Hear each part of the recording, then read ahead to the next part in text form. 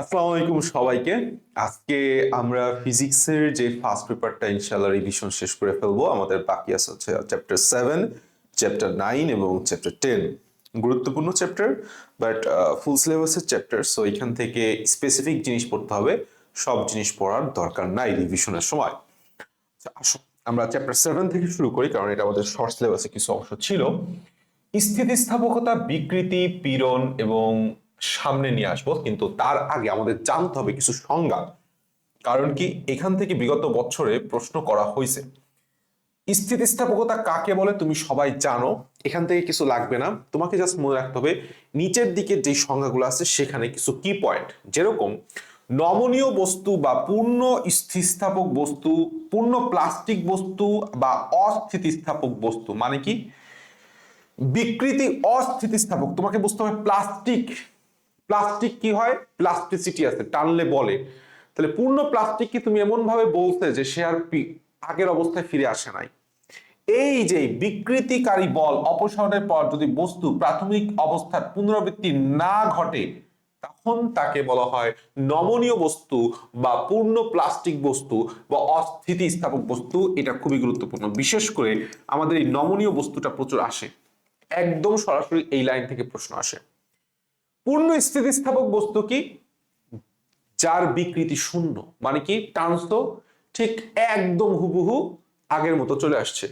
কোন বস্তুর উপর বল প্রয়োগ করার পর ওই বল অপসারণ করা হলে বস্তুটি যদি পুরোপুরি পূর্বের অবস্থায় ফিরে আসে, তখন সেটা কি হয়ে যাবে? পূর্ণ স্থিতিস্থাপক হয়ে যাবে। তাহলে একটা পাইলাম হচ্ছে নমনীয় বস্তু, আর একটা কি পাইলাম? পূর্ণ স্থিতিস্থাপক বস্তু, অর্থাৎ দুইটা পরস্পরের ঠিক উল্টা। তাহলে আমরা দুইটা সংখ্যা পেয়ে গেছি। পূর্ণ দৃঢ় বস্তু কি? দৃঢ়, এতটাই দৃঢ়, পূর্ণ দৃঢ় যে তুমি যতই বল প্রয়োগ করো না কেন তার বিকৃতি ঘটানো সম্ভব না, অর্থাৎ তার পরিবর্তন ঘটানো সম্ভব না। সে ফিরে আসবে তো পরের কথা, পরিবর্তনই করা সম্ভব না। কোনো বস্তুর উপর যে কোনো পরিমাণ বল প্রয়োগ করে যদি তার বিকৃতি বা কায়িক পরিবর্তন ঘটানো না যায়। ঠিক আছে। স্থিতিস্থাপক সীমা কি? স্থিতিস্থাপক সীমা তুমি বুঝোই যে রাবারকে তুমি টানতেছো টানতেছো টানতেছো, এক পর্যায়ে সে ছিঁড়ে যাবে। তাহলে এই যে ছিঁড়ার আগ মুহূর্ত পর্যন্ত যে সীমাটা, যে বলের সীমাটা, সেটাই কি? স্থিতিস্থাপক সীমা। সমদিকধর্মী বস্তু, যেই দিক সব দিকে সমান, এটা বললাম মেডিকেল আসা প্রশ্ন। অসমদিক, সব দিকে সমান না। অসহ ভার কি জিনিস? ন্যূনতম যেই বলে, ভরে বা ভারে, আসলে বলেই ভারের ক্রিয়ায় কোনো বস্তু ভেঙে বা ছিঁড়ে যায় তাকে অসহ ভার বলে বা ভঞ্জক ভারও বলা হয়। অসহ পীড়ন কি? অসহ ভারের কারণে যে পীড়ন তৈরি হয়।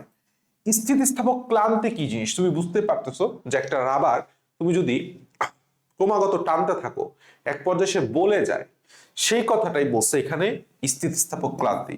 কোন তারের উপর ক্রমাগত পীড়নের হ্রাস বৃদ্ধি, তুমি জাস্ট এটা হচ্ছে কি পয়েন্ট, তুমি কোন সেন্টেন্সে ক্রমাগত পীড়নের হ্রাস বৃদ্ধি পাইলেই তুমি সেখানে ক্লান্তি দাগাই দিবা। কি দাগাই দিবা? ক্লান্তি দাগাই দিবা। এনাফ, এখান থেকে আমাদের আর কিছু লাগবে না। আমাদের আসো বিকৃতি পীড়নের উপর। বিকৃতি জিনিসটা কি? আমরা জানি বিকৃতি মানে কি। বিকৃতি মানে কি? কোন একটি বস্তুর উপর বল প্রয়োগ করে একক মাত্রায় যে পরিবর্তন ঘটে। একক মাত্রা কি পরিবর্তন ঘটে? ধরো একটা বস্তুর প্রাথমিক দৈর্ঘ্য ছিল L1 এবং তুমি তার উপর বল প্রয়োগ করার পর তার দৈর্ঘ্য হয়েছে L2। তাহলে এক্ষেত্রে আমার এল এর পরিবর্তন del L is equal to কত? L2 minus L1। তারপরে আমি বুঝতে পারতেছি যে L1 এর জন্য আমার পরিবর্তন হয়েছে হচ্ছে ডেল এল। তাহলে একক দৈর্ঘ্যের জন্য পরিবর্তন কত হবে? Del L divided by L. মানে কি? L2 minus L1 divided by L1। এটাকে বাংলায় বললে আমি লিখবো হচ্ছে এরকম, পরিবর্তন পরিবর্তন ডিভাইডেড বাই প্রথম প্রথম মান, অর্থাৎ যেটা যখন তুমি এর বিকৃতি কোনো ঘটাও নাই। এটা হচ্ছে বিকৃতির মেইন জিনিস, পরিবর্তন ডিভাইডেড বাই প্রথম মান, অর্থাৎ পরিবর্তন ছাড়া যেই মান। তুমি L1 এ কি কোনো বিকৃতি ঘটাইছো? না, কিন্তু L2 তে বিকৃতি ঘটাইছো।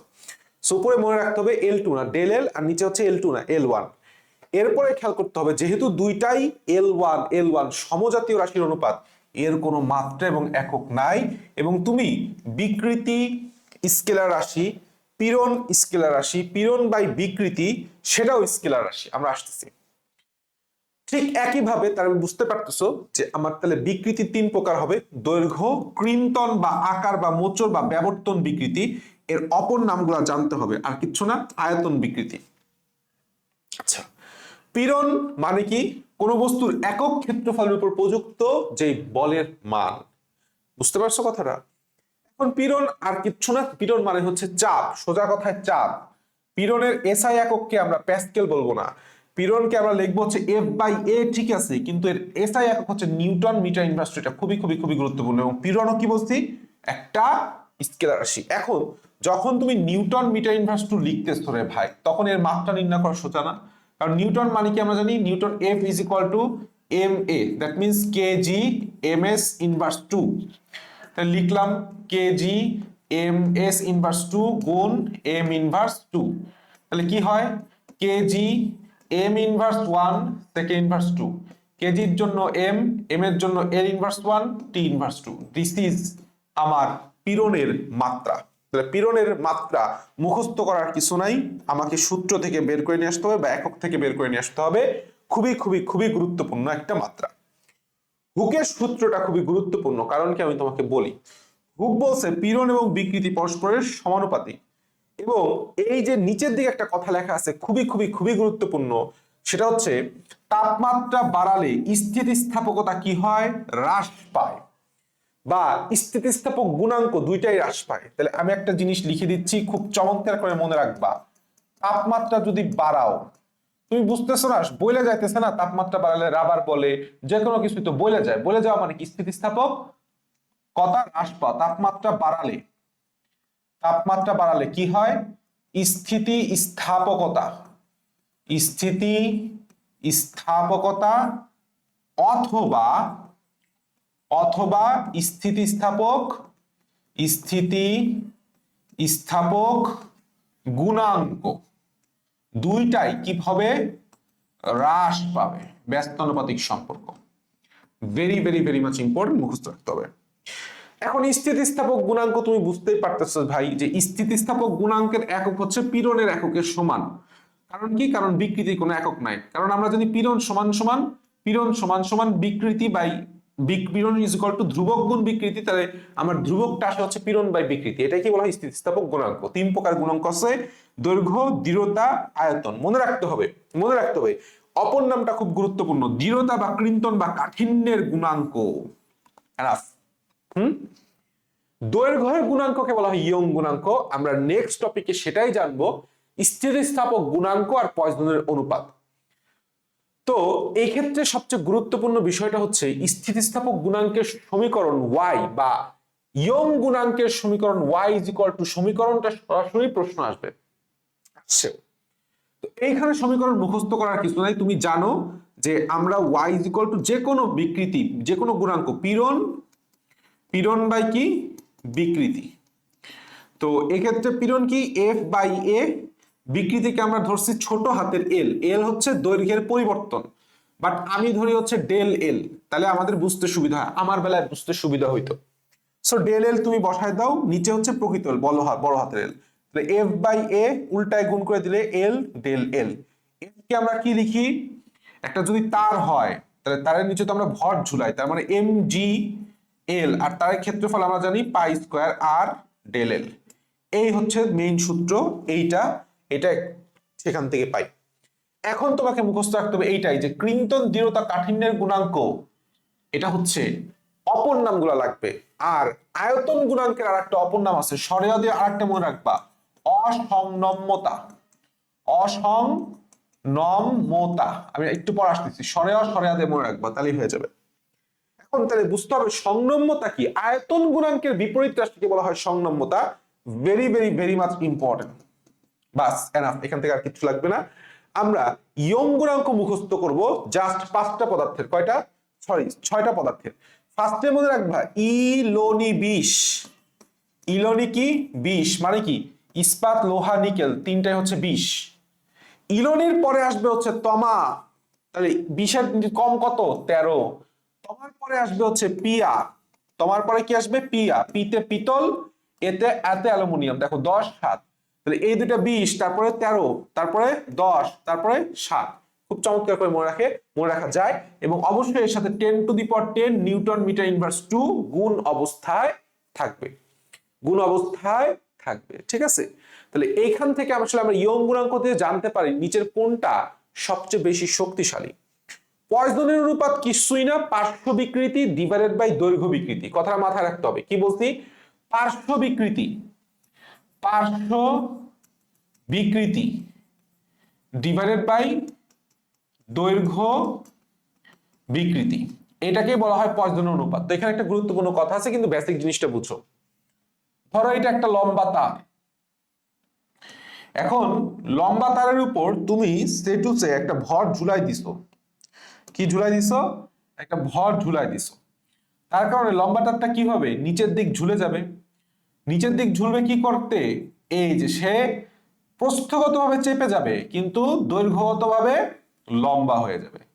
দৈর্ঘ্যগতভাবে কি হয়ে গেছে? লম্বা হয়ে গেছে। দেখছো? তাহলে এই যে যেটুক এই পাশে প্রস্থটা কমে গেল, এটা কি? পার্শ্ব বিকৃতি। আর এই অংশটুক নাম কি? দৈর্ঘ্য বিকৃতি। যতটুকু দৈর্ঘ্য বৃদ্ধি হয়েছে, বিকৃতি মানে বৃদ্ধি। তাহলে আশা করি এই পয়সনের অনুপাত বুঝতে সমস্যা হবে না। তোমাকে মুখস্থ রাখতে হবে পয়সনের অনুপাত হয় কত থেকে কত? -1 থেকে -1/2 এর মধ্যে। -1 থেকে -1/2 এর মধ্যে। কিন্তু প্রকৃতপক্ষে -1টা বাদ যায়। তখন কি হয়?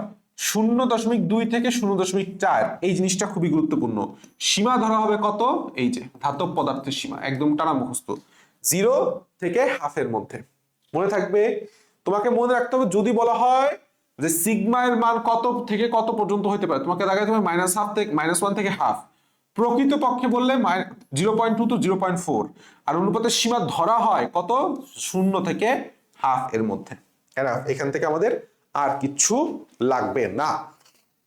এখন আমরা বেশ কিছু বেসিক নলেজ গুলো জেনে গেছি, তাই না? এখন আমাদের কি করতে হবে? দেখো, পয়সনের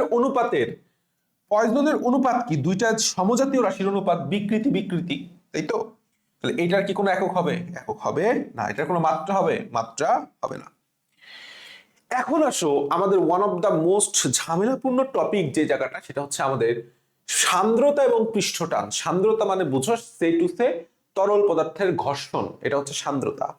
পৃষ্ঠটান কি জিনিস? তরল পদার্থের একটা বিশেষ ধর্ম, যেটার মাধ্যমে তরল পদার্থের পৃষ্ঠটা টান টান হয়ে থাকে, একটা পর্দার মতো হয়ে থাকে। টান টান পর্দা দেখছো না? সেরকম হয়ে থাকে। তো এই দুইটার মধ্যে সমস্যাটা কি? এর প্রভাবক নিয়ে, যে কোনটা বাড়াইলে কোনটা বাড়ে, কোনটা কমে। তো আমরা সান্দ্রতাটা আগে পড়বো দুইটা লাইনের মাধ্যমে। কি বলছি? অধিক তাপে ত্বক পুড়ে, মানে কি? অধিক তাপ মানে তাপমাত্রা বাড়াইলে ততে তরলের কমে। তাহলে তরল পদার্থের তাপমাত্রা বাড়ালে সান্দ্রতা কি হবে? কমে। আর কি বলছি? বেশি পুড়ে বেশি। তাহলে মনে রাখতে হবে যেটা বেশি গ্যাস, সেটা বেশি বাড়ে। তাহলে প্রশ্নটা কি হবে? গ্যাসীয় পদার্থের তাপমাত্রা বাড়ালে সান্দ্রতা বাড়ে কমে, স্থির থাকে, দ্বিগুণ হয়। কি পড়ছি? বাড়ে। একটা লাইনে শেষ। 2 নাম্বার কি বলছি? বাঁচলে তবে গান হবে। অধিক তাপে ত্বক পুড়ে বেশি, বাঁচলে তবে গান হবে। খেয়াল করো, বাঁচলে চতে হচ্ছে চাপ, বাতে হচ্ছে বাড়ালে। তাহলে চাপ বাড়ালে তবে ততে তরল বেশি, অর্থাৎ তরলের সান্দ্রতা বাড়ে। আর গ্যাস গান, নতে হচ্ছে নো ইফেক্ট। তাহলে কোন পদার্থের উপর সান্দ্রতা, কোন পদার্থ, তাহলে গ্যাসীয় পদার্থের, প্রশ্নটা হবে গ্যাসীয় পদার্থের চাপ, গ্যাসীয় পদার্থের উপর যদি আমি চাপ বাড়াই বা কমাই, তাহলে তার সান্দ্রতা কি হয়? নো ইফেক্ট, বাড়েও না কমেও না, স্থির থাকে। তাহলে গ্যাসীয় পদার্থের সান্দ্রতার উপর চাপের কোনো প্রভাব নাই। এই দুইটা লাইন মুখস্থ রাখলে তোমার সান্দ্রতা নিয়ে আর জীবনে কনফিউশন হবে না। সান্দ্রতা গুণাঙ্কের এককটা super star important, infinity star, খুবই খুবই খুবই গুরুত্বপূর্ণ। Newton second metre inverse 2। তুমি মনে রাখবা নিউটন মিটার ইনভার্স 2, এরপর এর সাথে সেকেন্ড গুণ দিয়ে দিলা, সেটা সহজ হবে তোমার জন্য। এফ বাই এ চাপ প্যাসকেল, হ্যাঁ, মানে প্যাসকেল সেকেন্ড মনে থাকবে। সান্দ্রতার ব্যবহারটা আরো গুরুত্বপূর্ণ, কারণ আমরা সান্দ্রতার ব্যবহারের সাথে কৈশিকতা বা পৃষ্ঠটান গুলায় ফেলাই। জাস্ট একটা ছন্দ মনে রাখবা, ফাউন্টেন পেনের নকশা, শিরা উপশিরা সান্দ্রতা। তাহলে ফাউন্টেন পেন, বিভিন্ন যানবাহনের নকশা, জলযানের নকশা, শিরা উপশিরার মধ্য দিয়ে রক্ত চলন কিসের উদাহরণ? সান্দ্রতার উদাহরণ। গেল। এখন আসো পৃষ্ঠটান কি জিনিস? প্রতি একক দৈর্ঘ্যের টান মানে বল F/L, তাহলে একক বুঝতে পারছো নিউটন মিটার ইনভার্স 1। তাহলে এখান থেকে মাত্রা অবশ্যই তুমি নির্ণয় করে নিয়ে আসতে পারবা। তাহলে আমরা মাত্রাটা নির্ণয় করে নিয়ে আসি, কারণ মাত্রাটা প্রচুর আসে। নিউটন মিটার ইনভার্স 1, নিউটন মানে কি? কেজি ms ইনভার্স 2 গুণ m inverse 1 is equal two KG second inverse 2 is equal two mt inverse 2। তাহলে পৃষ্ঠটানের মাত্রা কি? mt inverse 2। পৃষ্ঠটানের প্রভাবকের পরিবর্তন, সব জায়গায় পরিবর্তন হবে, হ্রাস। সকল ক্ষেত্রেই পৃষ্ঠটান কি পায়? হ্রাস পায়। শুধু জাস্ট দুইটা জিনিস টানা মুখস্থ রাখবা, তাপমাত্রা হ্রাস করলে বৃদ্ধি পাবে, অজৈব পদার্থ যুক্ত করলে বৃদ্ধি পাবে। খেয়াল করছো? আর কিচ্ছু লাগবে না। যেই তাপমাত্রায় পৃষ্ঠটান শূন্য তাকে বলা হয় সংকট তাপমাত্রা। তাহলে প্রশ্নটা যদি উল্টায় করি, সংকট তাপমাত্রায় পৃষ্ঠটান কি হবে? শূন্য। পরম শূন্য তাপমাত্রায় পৃষ্ঠটান সমান সমান পৃষ্ঠ শক্তি, আর অন্য যে কোনো তাপমাত্রায় পৃষ্ঠ শক্তি ইজ গ্রেটার দ্যান পৃষ্ঠটান। এই কথাটা খুব গুরুত্বপূর্ণ। আসো আমরা পরের পেজে চলে আসি। স্পর্শকোণ এবং কৈশিকতা, topic 4, very very very much important. এখন এইখানে মেন কথাটা কি? সংশক্তি বল আর আসঞ্জন বল কি জিনিস? সং মানে হচ্ছে সহ, একই পদার্থের, ধরো পানি আছে, এইখানে একটা গ্লাস রাখলাম আর এখানে পানি রাখলাম। তাহলে এই যে পানির কণাগুলো নিজের কণাগুলো নিজেদের মধ্যেকার যে আকর্ষণ বল সেটাকে বলা হয় সংশক্তি বল। আর এই পানি কণা আর এই ধরো গ্লাসটা হচ্ছে আমার কাচের তৈরি, তাহলে কাচের মধ্যে যে আকর্ষণ বল সেটা হচ্ছে আসঞ্জন বল। তাহলে সংশক্তি বল হচ্ছে নিজেদের মধ্যে, আর আকর্ষণ হচ্ছে দুইটা ভিন্ন পদার্থের মধ্যে বল। তো তুমি বুঝতে পারতেছো সংশক্তি বল যখন বেশি হয় তখন নিচের দিক নেমে যাবে। নিজের দিক মানে নিচের দিক। তো নিচের দিক নামা মানে কি? অবরোহণ। কৈশিকতা অবরোহণ হয়, তাই না?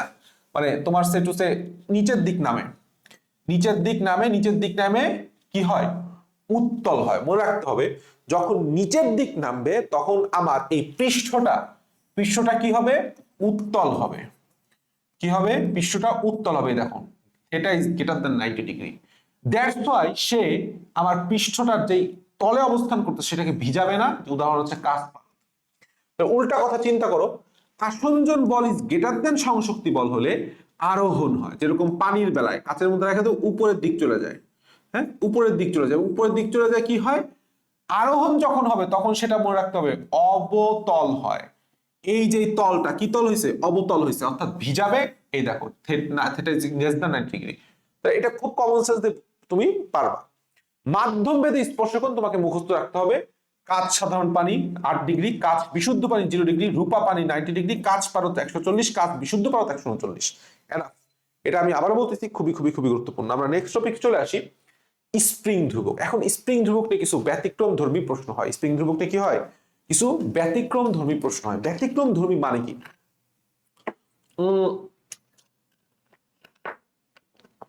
দুইটা স্প্রিংকে তুমি কাটলা, একটা স্প্রিং ধ্রুবক, প্রতিটা স্প্রিং ধ্রুবক ছিল কে, ওই স্প্রিংটাকে তুমি সমান দুই ভাগে কাটলা, তাহলে প্রত্যেকটা স্প্রিং ধ্রুবক এর পরিমাণ কেমন হলো? এই টাইপের প্রশ্ন। খেয়াল করো, এক নাম্বার কথা, একটি তারকে সমান দুই টুকরা করলে তাদের অসহ ভার সমান থাকে। তাহলে ভার কি হবে ভাই? ভার সমান থাকে। দুই নাম্বার খেয়াল করো, একটি তারকে সমান দুটি অংশে কাটলে প্রতি টুকরার স্প্রিং ধ্রুবক ঠিক দ্বিগুণ হয়ে যায়। মানে কি? ধরো এইটা একটা তার, এই একটা তারের স্প্রিং ধ্রুবক কে, এখন তুমি এটাকে সমান ভাগে ঠিক মিডিল পয়েন্টে ভাগ করে এই একটা তার করছো, এই একটা তার করছো, তাহলে প্রত্যেকটা তারের স্প্রিং ধ্রুবক তখন হয়ে গেছে 2k 2k। বুঝাতে পারছি? Very very very much important একটা ইনফরমেশন, টানা মুখস্থ রাখবা। 3 নম্বরে আসো, তাপমাত্রা বাড়ালে, একটু আগে আমি বলছি স্থিতিস্থাপকতা কমে, স্থিতিস্থাপক গুণাঙ্কও কমে। 4 নম্বরটা খুবই গুরুত্বপূর্ণ। দেখো K1 এবং K2 বল ধ্রুবক বিশিষ্ট দুটি স্প্রিংকে শ্রেণীতে যুক্ত করলে তখন তুল্য রোধ হবে Ks = আমরা রোধ যেভাবে মাপতাম 1/K1 + 1/K2 inverse 1, are parallel যুক্ত করলে Kp = K1 + K2। That means রোধের উল্টা। এই কথাটুক মনে রাখলেই হবে, এই কথাটুক মনে রাখলেই হবে। যেমন সে টু সে, ধরো আমি একটু তোমাকে দেখাই, ধরো এটা একটা স্প্রিং, এইটা আর একটা স্প্রিং, এটা হচ্ছে আমার ভর, m কেজি ভর। তো এটার স্প্রিং ধ্রুবক হচ্ছে 2, এটা স্প্রিং ধ্রুবক 2। Set to set. তাহলে এখানে এই যে K1 আর এটা হচ্ছে K2, তাহলে আলটিমেটলি তুল্য কে কি হবে বলতো? দুটো সমান্তরালে সংযুক্ত, তাহলে Kp is equal two K1 plus K2, রোধের উল্টা। Kp হলে রোধ হইতো 1/Kp is equal two 1/R1 plus 1/R2, আর এখানে Kp ইজ ইকুয়াল টু কি হচ্ছে K1 প্লাস K2, অর্থাৎ সিরিজে রোধের সিরিজের মতো সংযোগ। তাহলে 2 প্লাস 2 ইজ ইকুয়াল টু 4। ওকে, আশা করি এটুকুনে কোনো সমস্যা হবে না। এখন আসো আমরা পরবর্তী টপিকে চলে আসি, তরঙ্গ অধ্যায়। সবচেয়ে কমন যে প্রশ্নটা হয় অধ্যায় প্রতিবার, প্রায় প্রতিবারই, নিচের কোনটি অনুপ্রস্থ তরঙ্গের বৈশিষ্ট্য বা বৈশিষ্ট্য নয়, নিচের কোনটি অনুদৈর্ঘ্য তরঙ্গের বৈশিষ্ট্য নয়, নিচের কোনটি অনুপ্রস্থ তরঙ্গ বা তরঙ্গ নয়, নিচের কোনটি অনুদৈর্ঘ্য তরঙ্গের উদাহরণ বা উদাহরণ নয়। আমরা সবাই জানি অনুপ্রস্থ তরঙ্গের একটা নাম আছে, নাম কি বলতো? আর তরঙ্গ। কারণ কি? কারণ কি? কারণ হচ্ছে আট তরঙ্গ বা অনুপ্রস্থ তরঙ্গ এর আরেকটা কারণ হচ্ছে কম্পনের দিক তরঙ্গের প্রবাহের সাথে সমকোণী, এটা খুবই গুরুত্বপূর্ণ, 90 ডিগ্রি। বাস, তরঙ্গ শীর্ষ তরঙ্গ পাত সৃষ্টি করে। আমরা যে তরঙ্গটা আঁকি এটাই প্রকৃতপক্ষে আট তরঙ্গ। বুঝতে পারছো? দেখো, কণার সরতেছে, কম্পন হচ্ছে এদিকে, আর আমার তরঙ্গ যাচ্ছে এইদিকে, তাহলে মধ্যবর্তী কোণ কত? 90 ডিগ্রি। তরঙ্গ শীর্ষ তরঙ্গ খাস, তরঙ্গ শীর্ষ তরঙ্গ খাস তৈরি করে, অর্থাৎ তরঙ্গ শীর্ষ এবং তরঙ্গ পাত সৃষ্টি হয়। মাধ্যমের সমবর্তন পোলারায়ন ঘটে, একই সেম জিনিস ঘটে না। মাধ্যমের সমবর্তন পোলারায়ন ঘটে, ওই পাশে ঘটে না। অনুপ্রস্থ যান্ত্রিক হতেও পারে, নাও হতে পারে, যেমন আলোক তরঙ্গ, এটা কি যান্ত্রিক? না, আলো তো কোনো মাধ্যম ছাড়াই আসে। এখন রাখবে তোমার উদাহরণ, টানা মুখস্থ রাখবা, আলো, পানি, টানা তারের তরঙ্গ, এক্স রে তরঙ্গ, very very very much important. Allah দুনিয়া বাকি যা আছে সবই অনুদৈর্ঘ্য, বিশেষ করে শব্দ, এখানে আর কিছুই না, আসলে শব্দটা মনে রাখলে হয়ে গেছে, শব্দ হচ্ছে অনুদৈর্ঘ্য, এনাফ। তাহলে নিচের কোনটা অনুদৈর্ঘ্যের বৈশিষ্ট্য? অনুদৈর্ঘ্যের আরেকটা নাম আছে লম্বিক। আমরা আসলে কোথায় ভুল করি জানো? মনে করি যে লম্বিকে লম্ব আছে, না, লম্বিকে লম্ব নাই, লম্ব আছে কোথায়? আরে, এইটা হচ্ছে তোমাকে মাইন্ডে রাখতে হবে। এখন আসো টপিক 7-এ, উপরিপাতন, অনুনাদ এবং দশা। উপরিপাতন কি জিনিস? দুইটা তরঙ্গে একটার উপর আরেকটাকে আপতিত করা, যেরকম স্থির তরঙ্গ আমাদের সৃষ্টি হয়েছে। এই প্রশ্নটাই আসবে। উপরিপাতন নীতির উপর ভিত্তি করে কি কি তৈরি হয়? 1 নাম্বার হচ্ছে বিট বা স্বরকম্প, 2 নাম্বার ব্যতিচার, 3 নাম্বার স্থির তরঙ্গ। ঠিক আছে, স্থির তরঙ্গ মনে রাখতে হবে। উপবিট স্থির বাতি, কিভাবে বলছি? উপবিট স্থির বাতি, বিটের বাংলা নাম কি? স্বরকম্প, মনে থাকবে ইনশাআল্লাহ। অনুনাদ, অনুনাদ কি? প্রত্যেকটা বস্তু যখন কম্পিত হয় তখন তা সে নিজের একটা কম্পনে কম্পিত হয়। এখন তুমি তার উপর একটা আরেকটা কম্পন আপতিত করলা, দিলা। এখন দুইটার কম্পাঙ্ক যদি, অর্থাৎ নিজের কম্পাঙ্ক আর আপতিত তরঙ্গের কম্পাঙ্ক যখন সেম হয়ে যায়, তখন সর্বোচ্চ বিস্তার নিয়ে বস্তুটা কাঁপতে থাকে, সেটাকেই বলা হয় হচ্ছে অনুনাদ। উদাহরণ কি? ঝুলন্ত ব্রিজের উপর সৈন্যদের মার্চ। পরবশ কম্পন, এই কথাটা খুবই গুরুত্বপূর্ণ, এটা ডেন্টাল এসে গেছে যে ভূমিকম্প কিসের উদাহরণ? পরবশ কম্পনের উদাহরণ। কিসের উদাহরণ? পরবশ কম্পনের উদাহরণ। আর এই 4 নাম্বার ম্যাথটা সুপার ডুপার ইম্পর্টেন্ট, আমাদের মুখস্থ রাখতে হবে। দশা পার্থক্য ইজ ইকুয়াল টু 2π/λ ইনটু পথ পার্থক্য। অনেকে ভুলে যায়, আরে ভাই দশা তো আমরা মাপি পাই দিয়ে, কোন পাই? আর পথ পার্থক্য কি? পথ ল্যামডা, ল্যামডা মানে আমরা জানি সেটা হচ্ছে তরঙ্গ দৈর্ঘ্য, তো এটা পথ। তাহলে তুমি যখন দশা বাম পাশে লিখতেছো তাহলে উপরে দশাটাই যাবে, আর ল্যামডা যেহেতু আসতেছে তাহলে এটা যেহেতু মিটারে আসবে, তাহলে এরকম একটা জিনিস গুণ দিতে হবে যেন মিটারে মিটারে কাটা। তাহলে সূত্র মুখস্থ করা খুব সোজা। ধরো আমি তোমাকে বললাম যে কোনো একটা তরঙ্গের পথ পার্থক্য হচ্ছে λ/2। λ/2 হলে দশা পার্থক্য কত?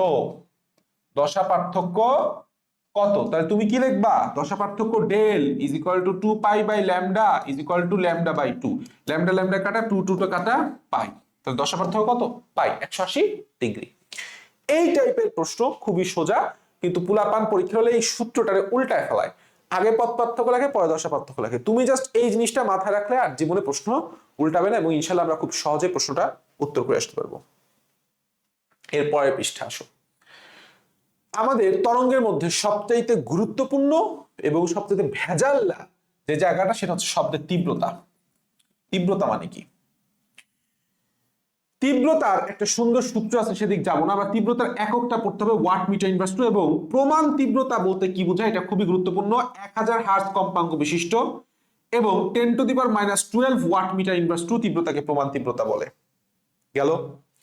এখন তীব্রতার লেভেল কি? আমরা তীব্রতা মাপতে পারি না, যেরকম তাপ আমরা সাধারণত মাপি না, আমরা কি মাপি? তাপমাত্রা, মাত্রা। ঠিক একইভাবে আমরা তীব্রতা না মাপে তীব্রতার লেভেলটা মাপি। তীব্রতার কি মাপি? লেভেলটা মাপি। এখন আসো আমরা তীব্রতার লেভেল মুখস্থ করব। এখান থেকে খুবই গুরুত্বপূর্ণ প্রশ্ন আসছে বিগত বছরে মেডিকেল গুলাতে। তুমি সবার প্রথমে এটা মুখস্থ রাখবা যে শুরু হয়েছে 0 থেকে আর শেষ হয়েছে 120 থেকে। তার মানে কি? শ্রাব্যতার প্রারম্ভিক সীমা কত ডেসিবেল? এখানে লেখো ডেসিবেল বললাম দিয়ে আছে, ডিবি কত? 0। সর্বনিম্ন আমরা যেই শব্দ শুনতে পাই তার শব্দের তীব্রতা লেভেল কত? 0। আর সবচেয়ে বেশি 120। স্বাভাবিক শ্বাস প্রশ্বাস মনে রাখবা, শ্বাস 10। কিভাবে পড়তে বলছি? কিভাবে পড়তে বলছি? শ্বাস 10। পাতার মর্মর শব্দ, মর্মর, বিষ খায় মর্মর, বিষ খায় মর। ফিস ফিস 30, ফিস ফিস 30। লাইব্রেরি, লাইব্রেরি কখন যাব লাইব্রেরিতে? 4টা বাজলে। কখন যাব? 4টা বাজলে। শ্রেণীকক্ষের ইংলিশ নাম কি? ক্লাস। মনে রাখবা আমার ভাই কিসে পড়ে? ক্লাস 5-এ পড়ে। স্বাভাবিক কথাবার্তা ব্যস্ততম রাস্তা। তো স্বাভাবিক কথা, এই স্বাভাবিকের স্বাদে মনে রাখবা 60। কি মনে রাখবা? 60। ব্যস্ততম রাস্তা, শব্দ রাস্তা, খেয়াল করো, রাস্তার শব্দ, ব্যস্ততম রাস্তার শব্দ। এখানে কি বলছে? 70। এইটা তোমার পড়ার দরকারই নাই। সাধারণ কলকারখানা, কারখানার কোলাহল দরকার নাই। পাতাল রেল, পাতাল রেল এইটা লাগবে, বা জেট প্লেন, পাতাল জেট তুমি মনে রাখবা 100। 110 তোমার পড়ার দরকার নাই। কানে বেদনা দানকারী সূচন শব্দ হচ্ছে 120। তাহলে মুখস্থ করতে করা লাগতেছে শুধুমাত্র 100টা, পাতাল রেল বা জেট বিমান, আর কিচ্ছু তোমার এখান থেকে লাগবে না। বাকিটুকু রিডিং পড়লেই হবে। আমরা সবাই জানি যে প্রমাণ তীব্রতা থেকে 10 গুণ তীব্রতা লেভেল সম্পন্ন তীব্রতার পরিমাণকে বলা হয় 1 বেল, আর 1 বেলের 10 ভাগের 1 ভাগকে বলা হয় 1 ডেসিবেল। আর কোন শব্দের সূচনা তীব্রতা 26% বৃদ্ধি করলে ওই তীব্রতা লেভেল 1 ডেসিবেল বৃদ্ধি পায়। বাস, এনাফ। প্রচুর পরিমাণে প্রশ্ন আসছে, আমরা 3টে প্রশ্ন দেখি। মানুষ কানে সবচেয়ে মৃদু যে শব্দ শুনতে পায় তার তীব্রতা চাইছে, তীব্রতা লেভেল না। তাহলে কত হবে? তুমি বুঝতে পারতেছো, 10⁻⁻12। দেখো একদম তীব্রতা শুরু করছিলাম কত? -12। আপেক্ষিক তীব্রতা লাগবে না, -12 দিয়ে ভাগ দিলেই হয়ে যায়। -12 শেষ হয়েছে কত পর্যায়ে? শেষ হয়েছে কোন পর্যায়ে? 1 1 1 হয়। আস্তে আস্তে দেখো 11 10 9 8 7 6 5 বের হয়েছে। তোমার এই দুইটা অটোমেটিকলি পারা যায়। ঠিক আছে। কোন তীব্রতা মাত্রাকে কানের শ্রবণ সীমা বলা হয়? 0 ডেসিবেল। এর নিচে গেলে তো তুমি পাবা না। শব্দের প্রবলতা মাপার একক ওয়াট মিটার ইনভার্স টু। বাস। তার মানে একক, আর আমি যা দাগাইছি যা পড়াইছি এর বাইরে আর কিছু লাগবে না। আসো এর পরের পৃষ্ঠায় আসি, সেটা হচ্ছে বিট বা স্বরকম্প। One of the most important thing. দুটি তরঙ্গের কম্পাঙ্ক f1 f2 হলে আমরা জানি বিট মানে তো দুইটা তরঙ্গের উপরিপাতনের কারণে সৃষ্টি হয়। তাহলে এক তরঙ্গের কম্পাঙ্ক ধরো f1 আর একটা হচ্ছে f2। তাহলে প্রতি সেকেন্ডে বিটের পরিমাণ n, দুইটার ডিফারেন্স হবে, বড়টা মাইনাস ছোটটা। বড় মাইনাস ছোট, কখনো মাইনাস হয় না। এখান থেকে প্রশ্নটা কিভাবে আসবে বুঝো। বলছে অজানা কম্পাঙ্কের বস্তুতে মোম লাগালে যদি বিট বাড়ে তাহলে অজানা কম্পাঙ্কের জানা কম্পাঙ্কের কত গুণ, মানে কম বেশি না দ্বিগুণ সমান। এটার সিস্টেম কি দেখো। সিস্টেম হচ্ছে অপোজিট। সিস্টেমটাকে আমি মনে রাখতাম হচ্ছে এটা এই হচ্ছে এবার। এবার প্রশ্ন না তোমরা অর গেট নর গেট প্রশ্ন না, সেটাই যে বার হয়ে যায় এক্স নর এক্স অর। হ্যাঁ, 0 হলে 1 1 হলে 0। দেখো তো বাড়াটাকে পজিটিভ ধরবো, কমাটাকে নেগেটিভ ধরবো। তাহলে পজিটিভ পজিটিভে কত গুণ করলে হয় পজিটিভ, পজিটিভের কে বার করে দিলে হয় নেগেটিভ। প্লাস মাইনাসে মাইনাসে প্লাস, প্লাসটাকে উল্টা করলে মাইনাসে মাইনাসে প্লাস, আচ্ছা সরি এটা বাড়া লিখছি না, বাড়া হবে প্লাস। তাহলে প্লাসে মাইনাসে মাইনাসে হলে কি হবে প্লাস, মাইনাসে প্লাসে মাইনাস এর উল্টা কি প্লাস, মাইনাসে মাইনাসে প্লাস এর উল্টা কি মাইনাস। প্রশ্নটা সলভ করে দেই। অজানা কম্পাঙ্কের বস্তুতে মোম লাগাইছি, তাহলে ভর কি হয়েছে বৃদ্ধি পাইছে। যদি বিট বাড়ে তাহলে প্লাস হয়েছে, তাহলে প্লাসে প্লাসে কি হয়েছে প্লাস, তাহলে এটা কি হবে উল্টা, তাহলে প্লাসের উল্টা কি মাইনাস, তাহলে কম হবে। ছোট, খুবই ইজি। এই এই আসলে এরপরের টপিক আমরা চলে আসি, সেটা হচ্ছে আদর্শ গ্যাস এবং গ্যাস সূত্র। এখান থেকে অলরেডি তুমি জানো সেটা হচ্ছে আদর্শ গ্যাস সমীকরণ কি চলে, যে সকল তাপমাত্রা ও চাপে বয়েল ও চার্লসের সমন্বয় সূত্রটা মেনে চলে। PV is equal two nRT, PV is equal two কি এনআরটি, আদর্শ গ্যাস সমীকরণ। এটার একক তোমরা সবাই জানো, এবং তোমরা সবাই জানো বাস্তব গ্যাস কখন আদর্শ আচরণ করে, উচ্চ তাপমাত্রা নিম্নচাপ, উচ্চ তাপমাত্রা নিম্নচাপ। প্রত্যেকটা সূত্র তোমরা জানো, বয়েলের সূত্রে তাপমাত্রা স্থির, চার্লসের সূত্রে চাপ স্থির, চাপীয় সূত্রে কি স্থির আয়তন স্থির। তো এখন গুরুত্বপূর্ণ তথ্য এখান থেকে আসলে আমার পড়ায় দেওয়ার কিছু নেই, তোমাদের এটা মুখস্থ করার বিষয়। আমি এটুকু বিশ্বাস রাখি যে তোমরা এটা সঠিকভাবে জানো এবং এই গুরুত্বটা উপলব্ধি করো যে এখান থেকে আসলে এই মানগুলাই দিবে। তোমার যদি এখন পরম তাপমাত্রা 0°C বা -273 কেলভিন, এখানে বললাম ভুল আছে, -273.16 কেলভিন, এইটা যদি তোমার মুখস্থ না থাকে তাহলে তো অবস্থা খারাপ। এটা তোমার মুখস্থ আছে। সো এইখানে সেই কথাই বলা হয়েছে, প্রমাণ চাপ কত, প্রমাণ তাপমাত্রা কত, এসটিপি তে মোলার আয়তন কত, সার্বজনীন মোলার ধ্রুবক, বোলসম্যান ধ্রুবকের এককটা খুবই খুবই খুবই খুবই গুরুত্বপূর্ণ। যেরকম প্রশ্ন আসছিল, একটি বাস্তব গ্যাস আদর্শ গ্যাস আচরণ করে কখন, যখন তাপমাত্রাটা উচ্চ হয়, তাহলে নিম্নতাপ বাদ, তাহলে আইদার এ বি, তাহলে তাপমাত্রা উচ্চ হলে চাপ কি হবে ঠিক উল্টা নিম্নচাপ। পরম শূন্য তাপমাত্রা হচ্ছে ঋণাত্মক 273.15, এখানে 1.6 ছিল না বলে 1.5 দাগানো হয়েছে। কোন তাপমাত্রায় গ্যাসের গতিশক্তি শূন্য হয়, পরম শূন্য তাপমাত্রা। পরম শূন্য মানে কি, পরম শূন্য মানে কি, এখানে একটা কথা ভুল হয়েছে, দাঁড়াও, এটা হচ্ছে সরি প্রমাণ তাপমাত্রা, আমি প্রমাণ শুনতেছি প্রমাণ তাপমাত্রা ঠিক আছে। আর পরম শূন্য তাপমাত্রা মানে কি -273°C বা 0 কেলভিন ফারেনহাইট মানটা মুখস্থ রাখতে হবে। তাহলে কি হবে পরম শূন্য তাপমাত্রা মানে -273°C। যদি আমি এটাকে ফারেনহাইট লিখতাম কি লিখতাম, 0 ফারেনহাইট, এখানে 0 কেলভিন, ফারেনহাইট বলতেছি, কেলভিন লিখে কি লিখতাম 0 কেলভিন, এখানে সেই কথাই বলা হচ্ছে। আমাদের এরপরে যে পার্টটা সেটা হচ্ছে একটু ভেজাইলাপূর্ণ পার্ট, স্টুডেন্ট এখানে ভয় পায়, সেটা হচ্ছে জলীয় বাষ্প দুই প্রকার, সম্পৃক্ত অসম্পৃক্ত। তোমাকে মনে রাখতে হবে আসলে কিছুই না, সম্পৃক্ত, সম্পৃক্ত মানে কি পূর্ণ। ভাই তুমি একটা কমন সেন্স কাজে লাগো, যে যার টাকা পয়সা একদম ভরপুর আছে তার কি রুলস রেগুলেশন মানে না। তাহলে সম্পৃক্ত মানে তার মধ্যে একদম সবকিছু পরিপূর্ণভাবে আছে, তার কি সূত্র মানার দরকার আছে, বল চার্লসের সূত্র মানে না। বাকি সবটুক রিডিং পড়লে তুমি বুঝতে পারবা এখানে সমস্যা একটাই আছে, আমি ক্লিয়ার করে দিলাম। আর্দ্রতা, পরম আর্দ্রতা, আপেক্ষিক আর্দ্রতা। আপেক্ষিক আর্দ্রতা মাপতে হয় কি হবে এইটাও আমি তোমাকে বলে দিলাম। আচ্ছা এইখানে একটা জিনিস আছে, সেটা হচ্ছে